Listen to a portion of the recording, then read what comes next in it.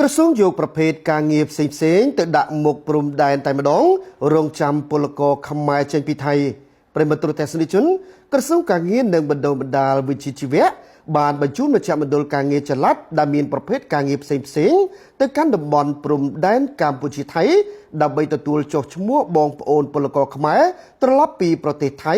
មានបំណងចង់បានការងារធ្វើនិងចុះឈ្មោះចូលរៀនវគ្គបណ្ដុំបណ្ដាលបច្ចេកទេស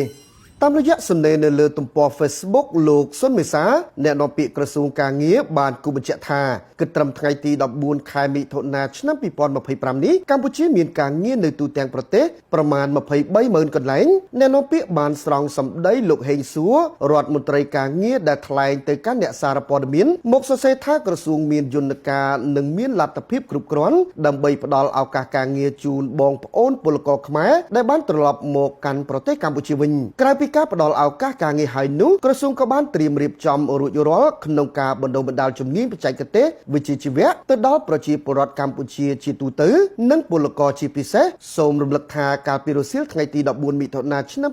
2025សម្ដេចនាយករដ្ឋមន្ត្រីហ៊ុនម៉ាណែតបានដាក់ចេញបទបញ្ជាមួយចំនួនចេញពីបណ្ដាញសង្គម Facebook ទៅកាន់មន្ត្រីឋានៈក្រោមរួមមានចាំជួយផ្គត់ផ្គង់ជីវភាពប្រចាំថ្ងៃត្រៀមកន្លែងស្នាក់នៅត្រៀមរថយន្តក្រុងដឹកចេញពីព្រំដែនជូនទៅដល់ស្រុកកំណើតនិងរកការងារជូនពលរដ្ឋខ្មែរគ្រប់រូបដែលវិលមកពីប្រទេសថៃវិញ